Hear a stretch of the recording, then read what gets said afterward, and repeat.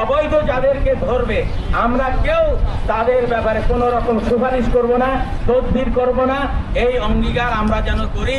যে সমস্ত মোটরসাইকেল যে চালনা করতেছে তাদেরকে ধরলে কেউ আমরা যাব না, কোনো সে সাংবাদিক ভাই যাবে না, কোনো নেতা যাবে না।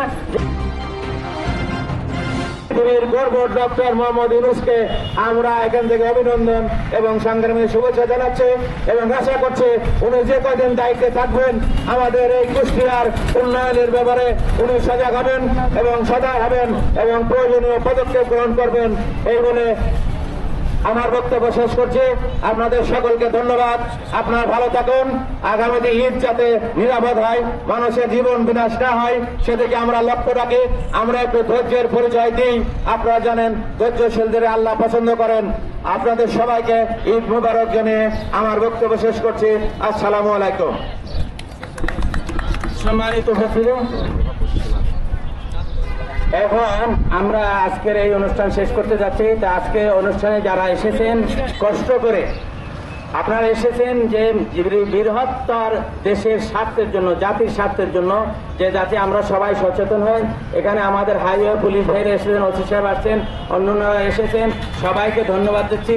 যারা আজকের এই মানববন্ধন কষ্ট করে এসেছেন সবাই যাতে করে আমরা নিরাপদ ঈদ পালন করতে পারি এবং দেশবাসী যাতে নিরাপদ ঈদ পালন করতে পারে সেই আশাবাদ ব্যক্ত করে সাংবাদিক বন্ধুগণ সহ সবাইকে আবারও ধন্যবাদ দিয়ে পুলিশ প্রশাসন যে আমাদেরকে সহযোগিতা করছেন সেজন্য তাদেরকেও ধন্যবাদ দিচ্ছি। এবং এর সাথে সাথে বলবো, এই কয়দিন আপনারা বিভিন্ন জায়গায় চেকপোস্ট বসান, চেকপোস্ট বসিয়ে যারা অবৈধভাবে মোটরসাইকেল সহ অন্যান্য যান চালনা করছেন তাদের বিরুদ্ধে অ্যাকশন নেন, তাদের বিরুদ্ধে ব্যবস্থা দেন। দরকার হলে আমরা সহযোগিতা করব যে কোনো প্রয়োজনে আমাদের সাংবাদিক ভাইরে। আর একটি কথা বলবো, আমি সাংবাদিক ভাই সহ সবাইকে সচেতন মানুষ, অবৈধ যাদেরকে ধরবে আমরা কেউ তাদের ব্যাপারে কোনো রকম সুপারিশ করব না, তদবির করব না। এই অঙ্গীকার আমরা যেন করি। যে সমস্ত মোটরসাইকেল যে চালনা করতেছে তাদেরকে ধরলে কেউ আমরা যাব না, কোনো সে সাংবাদিক ভাই যাবে না, কোনো নেতা যাবে না। যে তাদেরকে যেন আইনের আওতায় নিয়ে শাস্তি দেওয়া যায় যাতে করে যে জীবন, মানুষের জীবন নিরাপদ হয়। আর একটি বলবো, আপনারা জানেন ডাম্প ট্রাক তারা বালু বহন করে কিন্তু অত্যন্ত এমন দ্রুত গতি যায়। আর একটা ট্রাকও দেখবেন যে পরিপূর্ণ কোনো ত্রিপল নাই, পিছন থেকে বালু ছড়াতে তারা সারা এই বাংলাদেশের মানুষকে কষ্ট দিচ্ছে।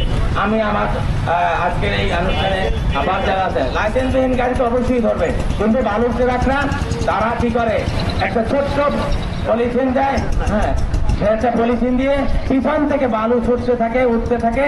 আর সেই বালু নিয়ে সারা দেশি এই বিশেষ করে কুষ্টিয়ার মানুষ তাদের চোখে যায়, কষ্ট পায়।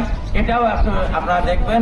আপনাদের সবাইকে ধন্যবাদ, পুলিশ প্রশাসন ধন্যবাদ। এবং আমরা যাতে সবাই নিরাপদ ঈদ পালন করতে পারে সারা বাংলাদেশের মানুষ সেই প্রত্যাশা করে অগ্রিম ঈদ শুভেচ্ছা দিয়ে আমি বাংলাদেশ জাতীয় মানবাধিকার পরিষদের যে কেন্দ্রীয় সভাপতি মৌলানা সোহামা মোস্তফা আপনাদের সবাইকে ধন্যবাদ দিচ্ছি। আসসালামু আলাইকুম ওয়া রাহমাতুল্লাহি ওয়া বারাকাতুহু।